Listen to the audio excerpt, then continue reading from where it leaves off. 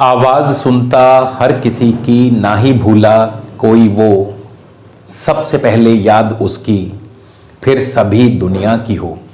जय श्री राम, जय हिंद, जय भारत। दोस्तों, स्वागत है आप सबका एक बार फिर से आपके अपने चैनल स्काई स्पीक्स पर। आज हम बात करने वाले हैं मीन लगन के बारे में।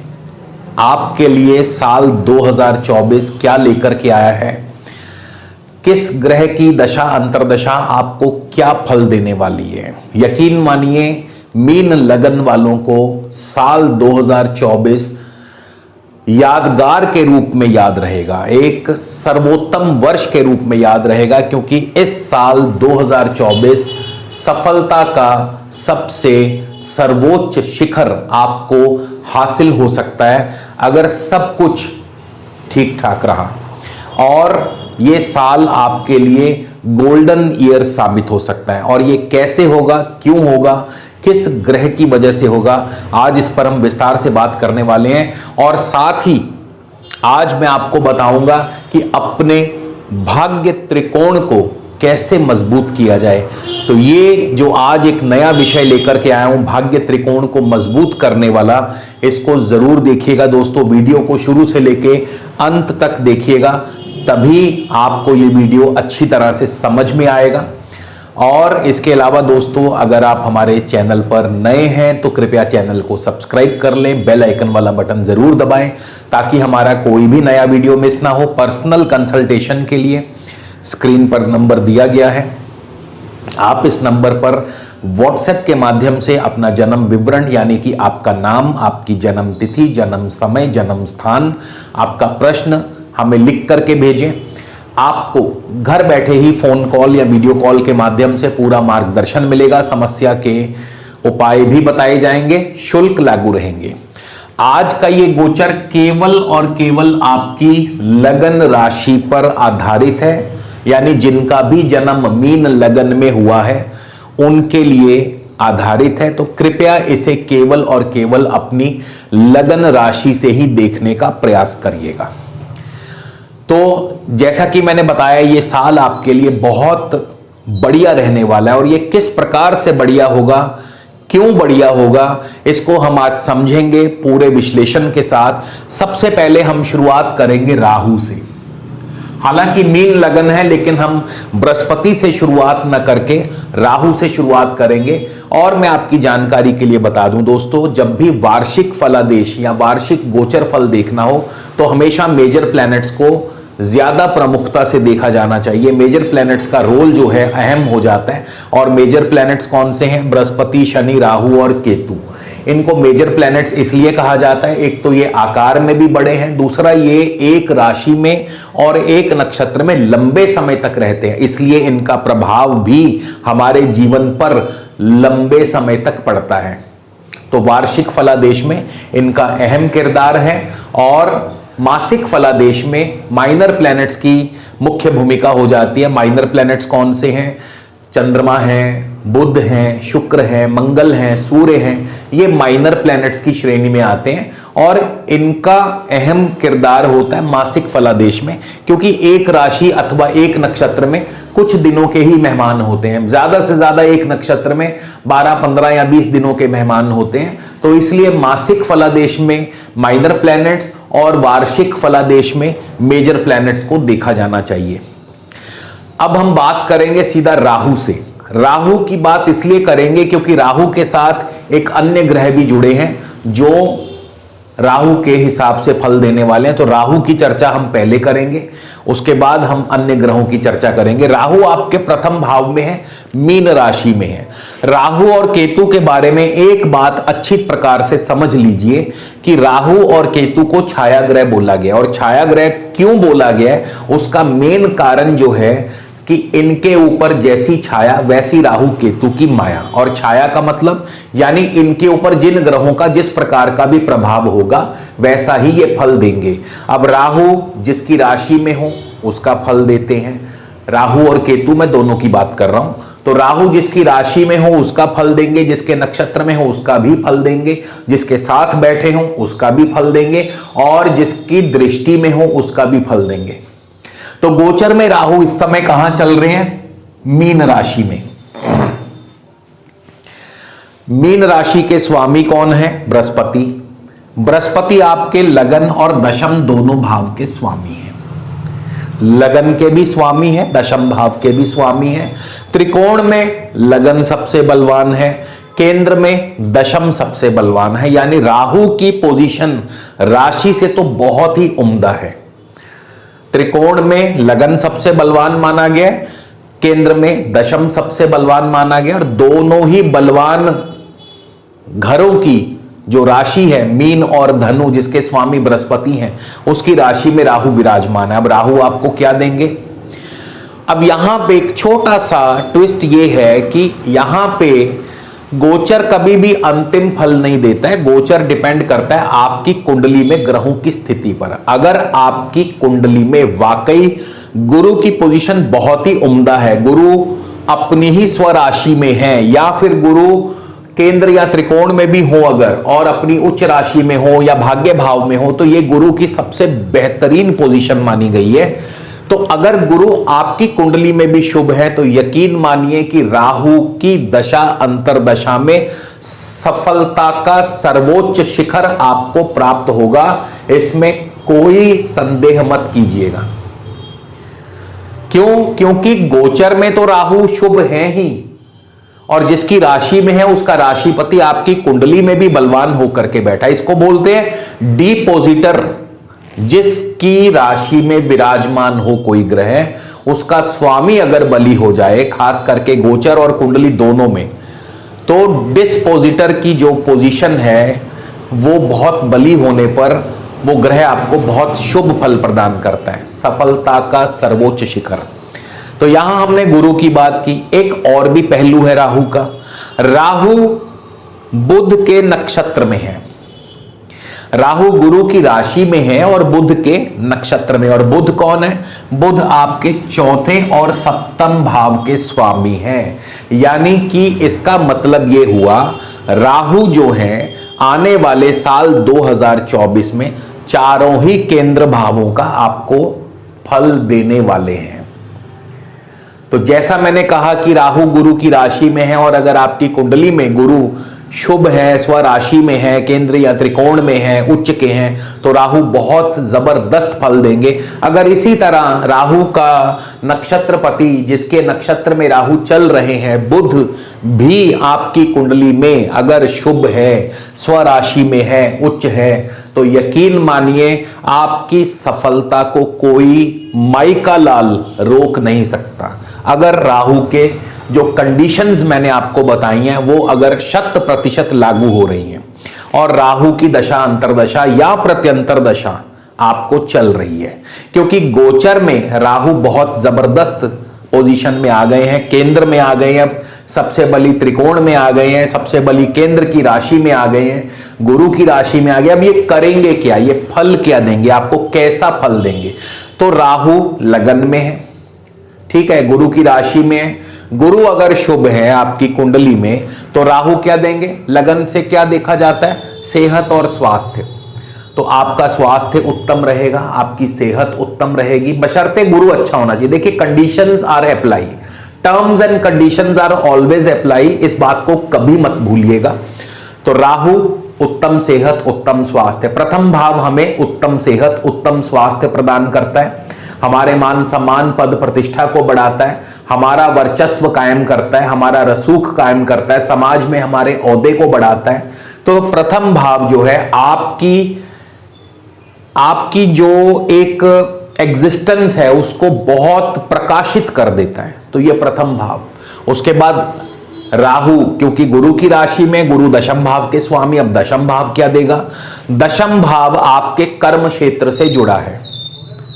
तो आपका कर्म, जो भी आप कार्य करते हैं, जो भी आप व्यापार करते हैं, उसमें आपको तरक्की देगा, प्रमोशन देगा, कारोबार में तरक्की देगा, नौकरी में तरक्की देगा, नौकरी में प्रमोशन देगा। तो name, fame, progress, prosperity, profession, पद, प्रतिष्ठा, मान सम्मान सब कुछ देगा। मैंने इसीलिए कहा था, इस वीडियो का टाइटल भी मैंने यही रखा है कि 2024 में मिलेगा सफलता का सर्वोच्च शिखर। और राहु स्वयं भी और गुरु स्वयं भी राजनीति के बहुत बड़े कारक ग्रह माने गए हैं। और वैसे भी साल 2024 में इलेक्शंस आने वाले हैं, तो सफलता का सर्वोच्च शिखर यानी इलेक्शन में आपको सफलता भी दिलवा सकते हैं, इसमें कोई संदेह मत कीजिएगा। तो राहु गुरु की राशि में है। गुरु का मैंने आपको फल बता दिया, राहु का फल बता दिया कि अगर गुरु आपकी कुंडली में शुभ है तो राहु फिर आपको निश्चित तौर पर शुभ फल देंगे। लेकिन अगर गुरु कहीं आपकी कुंडली में शुभ नहीं है, तब ऐसे में क्या होगा, तब इस फल में थोड़ी कमी आ जाएगी और जो सेहत और स्वास्थ्य बढ़िया था वो थोड़ा डाउन हो जाएगा। अगर मान लो गुरु आपकी कुंडली में नीच हैं या अशुभ स्थान में है, शत्रु राशि में है, पाप ग्रहों से पीड़ित हैं, तो आपके मान सम्मान को ठेस पहुंचेगी, आपके रुतबे को ठेस पहुंचेगी। तो देखा आपने किस प्रकार एक ही ग्रह आपको एक ही गोचर में किस प्रकार दो अलग अलग फल देता है। सब कुछ आपकी कुंडली में है। आपकी कुंडली जो है वो की है, चाबी है ग्रहों की। आपकी कुंडली बताती है आपको अच्छा फल मिलेगा कि बुरा फल मिलेगा। तो ये हमेशा एक टर्म्स एंड कंडीशंस वाला पार्ट याद रखिएगा। टर्म्स आर ऑलवेज लागू, कंडीशंस ऑलवेज अप्लाई। तो क्योंकि बुध के नक्षत्र में है, अब बुध कौन है, चौथे भाव के स्वामी। चौथे भाव से क्या देखते हैं, भूमि, भवन, वाहन, कृषि और शिक्षा, एकेडमिक क्वालिफिकेशन। तो भूमि से अर्थ भूमि योग बनेगा, प्रॉपर्टी ले सकते हैं। वाहन से अर्थ वाहन ले सकते हैं। भवन का अर्थ नया भवन खरीद सकते हैं। शिक्षा का अर्थ शिक्षा में आपका प्रदर्शन बेहतर होगा। कृषि का अर्थ क्या है, आपको कृषि कार्यों में लाभ होगा और माताजी को सेहत और स्वास्थ्य बढ़िया रहेगा। चौथा घर माताजी का है, चौथा घर छाती का है, चौथा घर कई प्रकार से आपको फल देता है। प्रॉपर्टी मामलों में अगर आप प्रॉपर्टी से जुड़े हैं तो प्रॉपर्टी से बहुत उत्तम फायदा मिलने वाला है।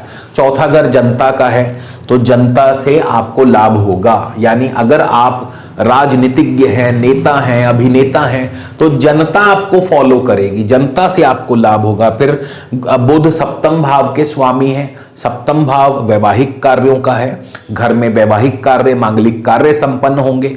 दशम से दशम पड़ता है तो डे टू डे ट्रेडिंग का भी है, ये बिजनेस व्यापार को भी ये उन्नति प्रदान करता है। तो मैंने इसीलिए कहा था कि आपको 2024 में सफलता का सर्वोच्च शिखर प्राप्त हो सकता है।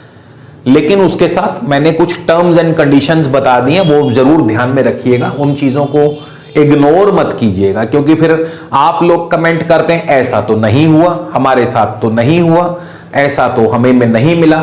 ऐसा इसलिए नहीं मिला क्योंकि आप कंडीशंस को भूल जाते हैं।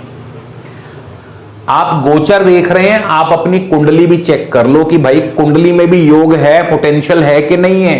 प्रधानमंत्री सभी नहीं बनते, सभी को मान सम्मान सत्ता नहीं मिलती, सभी को नाम यश शोहरत नहीं मिलती। आपकी कुंडली बताती है कि नाम शोहरत किसको मिलेगा और किसको नहीं मिलेगा।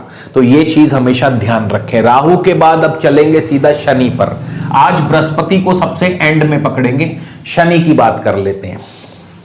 शनि भी आपको वही फल देंगे। अब देखिए शनि क्यों वो फल देंगे, किस वजह से देंगे, उसका मेन कारण क्या है। शनि आपके लाभेश हैं, द्वादशेश हैं, द्वादश भाव में ही बैठे हैं। देखा जाए कायदे से तो शनि व्यय भाव में बैठे हैं, व्यय भाव के स्वामी हैं, तो व्यय को बढ़ाएंगे। हाँ, निसंदेह बढ़ाएंगे।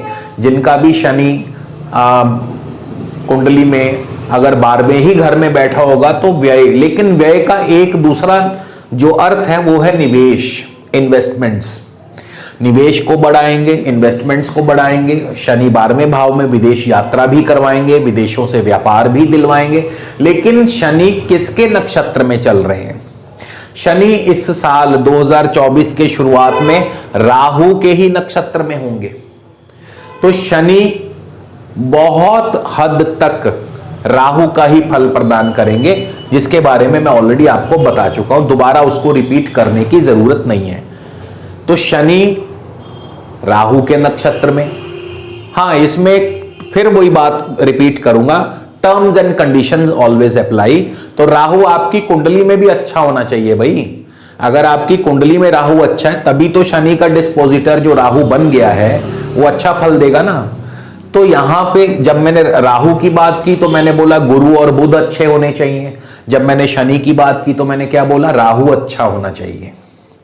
तो जिसके नक्षत्र में गया है शनि, उसका नक्षत्रपति आपकी कुंडली में भी अगर शुभ स्थान में है, अच्छी पोजीशन में है, तो निश्चित तौर पर राहु आपको शुभ फल प्रदान करेंगे। मान सम्मान, पद प्रतिष्ठा, कारोबार में तरक्की, प्रमोशन, हर प्रकार से सफलता आपको दिलवाएंगे। और यही नहीं, शनि जो है 6 अप्रैल को गुरु के नक्षत्र में चले जाएंगे। अब यहां पे राहु और शनि का एक छोटा सा ट्विस्ट आपको मैं बताना भूल गया, वो भी अभी रिपीट कर दूंगा। बातों बातों में भूल गया मैं, कोई बात नहीं। शनि और राहु का एक ट्विस्ट बताऊंगा। तो शनि 6 अप्रैल को गुरु के ही नक्षत्र में जाने वाले हैं, और गुरु लगन और दशम के स्वामी हैं। तो जैसा राहु फल देंगे वैसा ही शनि फल देंगे, क्योंकि नक्षत्रपति बलवान होना चाहिए। अगर आपकी कुंडली में गुरु बलवान है तो राहु और Shani same to same result देंगे आपको, क्योंकि इनका गोचर बहुत अच्छी पोजीशन में चल रहा है। अब वो ट्विस्ट क्या है, पहले राहु का ट्विस्ट समझ लेते हैं, फिर शनि का ट्विस्ट। राहु फर्स्ट हाफ तक बहुत बढ़िया फल देने वाले हैं। फर्स्ट हाफ यानी फर्स्ट हाफ से मेरा मतलब है 8 जुलाई तक।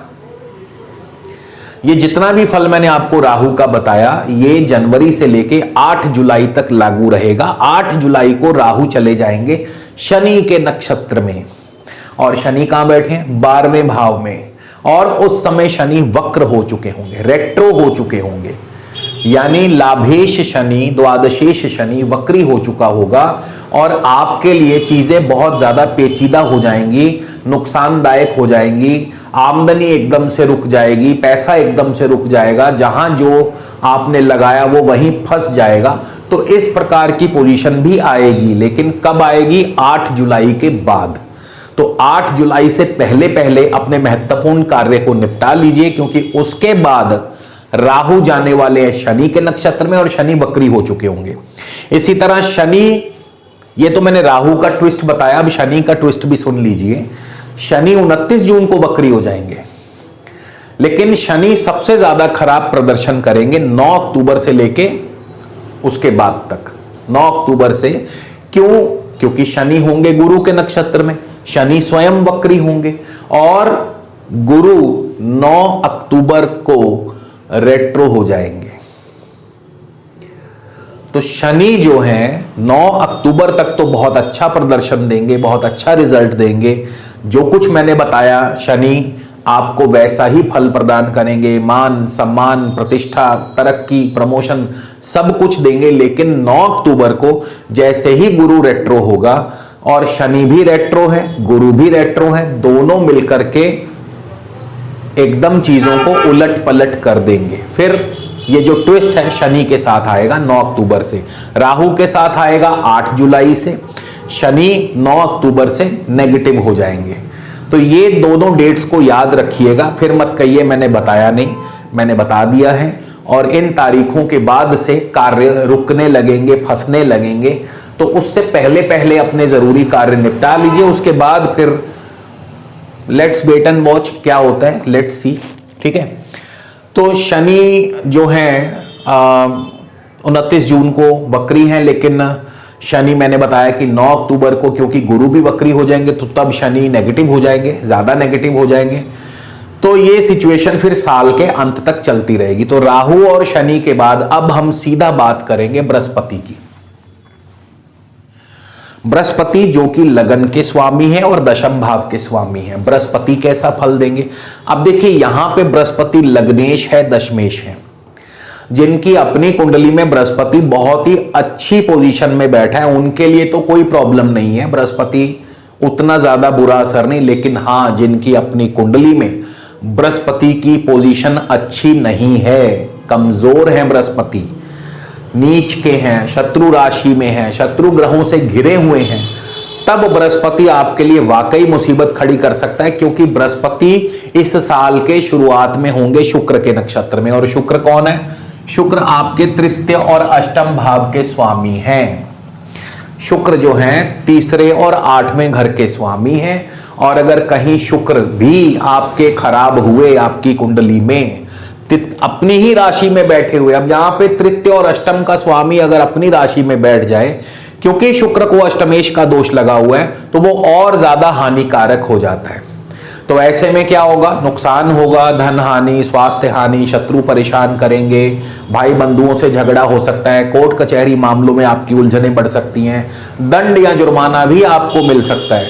तो ये सब कुछ संभव है गुरु की दशा अंतरदशा में। अब देखिए, गुरु स्वयं लग्नेश और दशमेश हैं, लेकिन नक्षत्रपति खराब हो गया। शुक्र जो है गुरु का शत्रु भी है, और गुरु जो है शुक्र के नक्षत्र में होंगे। शुक्र तृतीय और अष्टम का स्वामी है, और कहीं अगर आपकी कुंडली में शुक्र की पोजीशन, शुक्र अष्टम में ही बैठा हो, तो और ज्यादा पीड़ा प्रदान करेंगे आपको। लेकिन जल्दी फर्क ये पड़ जाएगा कि 16 अप्रैल को गुरु चले जाएंगे कृतिका सूर्य के नक्षत्र में। सूर्य छठे भाव के स्वामी हैं। नौकरी के लिए तो ये स्थिति फिर भी अनुकूल है, लेकिन ऋण, रोग और शत्रु पैदा करेंगे। तो गुरु सूर्य के नक्षत्र में जरूर गए हैं, लेकिन ऋण, रोग और शत्रु पैदा करेंगे। नौकरी के लिए अनुकूलता देते हैं, नौकरी नहीं है तो नौकरी दिलवा भी सकते हैं। लेकिन उसके बाद 13 जून को गुरु चले जाएंगे चंद्रमा के नक्षत्र में, जो कि पंचम भाव के स्वामी है। चंद्रमा जो है पंचम भाव के स्वामी है। संतान के लिए बहुत बढ़िया, बुद्धि विद्या के लिए बहुत बढ़िया, पढ़ाई में आपका प्रदर्शन बढ़िया रहेगा, संतान की तरफ से शुभ समाचार, संतान रत्न की प्राप्ति भी हो सकती है, और शेयर मार्केट से अच्छा लाभ मिलेगा, अचानक धन लाभ मिलेगा। जो लोग एक्टिंग, कला, सिनेमा, स्पोर्ट्स आदि से जुड़े, उनके लिए बहुत अच्छे रिजल्ट्स मिलेंगे। लेकिन नौकरी पेशा व्यक्तियों के लिए थोड़ी दिक्कत परेशानी हो सकती है। कब? जब गुरु जाएंगे 13 जून को चंद्रमा के नक्षत्र में। फिर गुरु चले जाएंगे उसके बाद 20 अगस्त को मृगशिर मंगल के नक्षत्र में। मंगल कौन है? मंगल आपके धनेश भी हैं और भाग्येश भी हैं, धन और भाग्य के स्वामी हैं। और अगर मंगल की पोजीशन आपकी कुंडली में बहुत ही बढ़िया है, तो यकीन मानिए फिर बृहस्पति जितनी देर मंगल के नक्षत्र में है, धन और भाग्य की वृद्धि करेंगे। पिता की तरफ से फुल सपोर्ट मिलेगा, धन लाभ उत्तम होगा, कारोबार ठीक ठाक चलेगा। उसके बाद फिर 9 अक्टूबर को गुरु वक्री हो जाएंगे, रेट्रो हो जाएंगे, और वापस से चंद्रमा के ही नक्षत्र में आ जाएंगे। तो चंद्रमा का फल प्रदान करेंगे, जो ऑलरेडी मैं बता चुका हूं। तो गुरु की जो दशा है शुरुआत में थोड़ी नेगेटिव है, जब तक शुक्र के नक्षत्र में है। उसके बाद सूर्य के नक्षत्र में थोड़ा पॉजिटिव होंगे, चंद्रमा के नक्षत्र में और पॉजिटिव होंगे, मंगल के नक्षत्र में फिर और ज्यादा पॉजिटिव हो जाएंगे। तो गुरु स्टार्टिंग स्लो करेंगे नेगेटिव से, लेकिन उसके बाद अच्छी शुरुआत हो जाएगी गुरु की, अच्छा फल देंगे। केतु की बात कर ले, केतु आपको कैसा फल देंगे? अब केतु जो है बुध की राशि में, केतु आपके सप्तम भाव में बैठे हैं, बुध की राशि में बैठे हैं। चौथे और सप्तम भाव के स्वामी है बुध, यानी केतु पहले तो बुध की भांति फल देंगे। आपकी कुंडली में अगर बुध अगर शुभ है, बुध अपनी स्वराशि में है, मित्र राशि, उच्च राशि में है, तो ऐसे में प्रॉपर्टी आदि कार्यों से फायदा होगा, क्योंकि बुध चौथे भाव के स्वामी है। भूमि, भवन, वाहन, कृषि और शिक्षा, इन 5 क्षेत्रों से लाभ होगा। सप्तम भाव के स्वामी है, बिजनेस, व्यापार में लाभ होगा। घर में मांगलिक कार्य, शुभ कार्य संपन्न होंगे, वैवाहिक कार्य संपन्न होंगे। और केतु जो है इस दौरान पूरे साल भर में 3 नक्षत्रों से गोचर करेंगे। सबसे पहले इस साल के शुरुआत में मंगल के ही नक्षत्र में होंगे। मंगल धन और भाग्य के स्वामी हैं, यानी धन और भाग्य की वृद्धि करेंगे। पिता की तरफ से फुल सपोर्ट, पैतृक संपदा। फिर 4 मार्च को केतु चले जाएंगे चंद्रमा के नक्षत्र में। संतान की तरफ से शुभ समाचार, लव लाइफ बढ़िया चलेगी, शेयर मार्केट से अच्छा लाभ होगा। नौकरी पेशा व्यक्तियों को थोड़ी दिक्कतें। उसके बाद 10 नवंबर को केतु चले जाएंगे सूर्य के नक्षत्र में। सूर्य छठे भाव के स्वामी हैं, आर्थिक पक्ष मजबूत होगा, नौकरी में आपको अनुकूलता प्रदान करेंगे, नई नौकरी मिल सकती है। लेकिन ऋण, रोग और शत्रु भी साथ साथ आपको परेशानी करते रहेंगे। तो कुल मिलाकर के आपने देखा किस प्रकार सभी अलग अलग ग्रहों का फल कैसे आपको अलग अलग मिलेगा, अलग अलग नक्षत्रों में गोचर की वजह से। और बार बार रिपीट कर रहा हूं कि इनका फल आपकी कुंडली से जुड़ा है। अपनी कुंडली भी चेक कर लें कि भाई आप जिस नक्षत्र से गुजर रहे हैं उस नक्षत्र का स्वामी आपकी कुंडली में कैसा बैठा है, क्योंकि अंतिम निर्णय तो आपकी कुंडली को ही करना है। तो terms and conditions are always applicable, इस बात को कभी मत भूलिएगा। अगर आप गोचर फल को समझना चाहते हैं तो आप अगर इस तरीके से गोचर देखेंगे तो आपको बहुत जल्दी चीजें समझ में आएंगी। अब हम बात करेंगे भाग्य त्रिकोण के बारे में। मैंने वीडियो के स्टार्टिंग में आपको कहा था भाग्य त्रिकोण, इसको कैसे बलान्वित किया जाए, कैसे बलवान किया जाए। भाग्य त्रिकोण है क्या, पहले इसको समझ लीजिए। देखिए लगन जो है, फर्स्ट हाउस, लगन, पंचम और नवम, इसे भाग्य त्रिकोण कहा जाता है। भाग्य त्रिकोण इसलिए कहा जाता है क्योंकि ये तीनों, जैसे नवम भाव आपका भाग्य का है तो पंचम भाव नवम से नवम पड़ता है, तो ये भी भावात भावम के सिद्धांत के अनुसार भाग्य त्रिकोण में आता है। और पंचम से नवम पड़ता है लगन, तो इसलिए लगन, पंचम और नवम को भाग्य त्रिकोण कहा जाता है। और वैसे भी इनको सबसे शुभ स्थान माना गया है। अगर इन तीनों को मैं ये कहूं कि इन्हें श्री का स्थान माना गया है, लक्ष्मी का स्थान माना गया है, तो इसमें कोई दो राय नहीं। तो अगर आप अपने भाग्य त्रिकोण को बलवान करना चाहते हैं, आप श्री की प्राप्ति चाहते हैं, लक्ष्मी की प्राप्ति चाहते हैं, धन धान्य की प्राप्ति चाहते हैं, आपके जीवन में हर प्रकार के संघर्ष को, कठिनाइयों को आप दूर करना चाहते हैं, तो फिर आप इस भाग्य त्रिकोण को बलवान कीजिए। और कैसे बलवान करना है दोस्तों, इसके लिए त्रिकोणा लॉकेट, त्रिशक्ति लॉकेट धारण किया जाता है। त्रिशक्ति लॉकेट इसलिए कहा जाता है क्योंकि इसमें तीनों त्रिकोण की शक्ति समाहित रहती है। और इसमें यह भी देखा जाता है कि तीनों त्रिकोण में किस किस त्रिकोण का अंश हमें कितना कितना लेना है, यानी माप का भी इसमें बहुत महत्वपूर्ण रोल रहता है। तो त्रिशक्ति लॉकेट में हम तीनों त्रिकोण स्वामियों का रत्न जो है वो जड़वाते हैं। इन तीनों त्रिकोण स्वामियों का रत्न जड़ित जो लॉकेट है उसी को त्रिशक्ति लॉकेट कहा जाता है। तो मीन लगन वालों के लिए पुखराज, मोती और मूंगा, इन तीन रत्नों का लॉकेट बनवा करके इसे जड़वाया जाता है।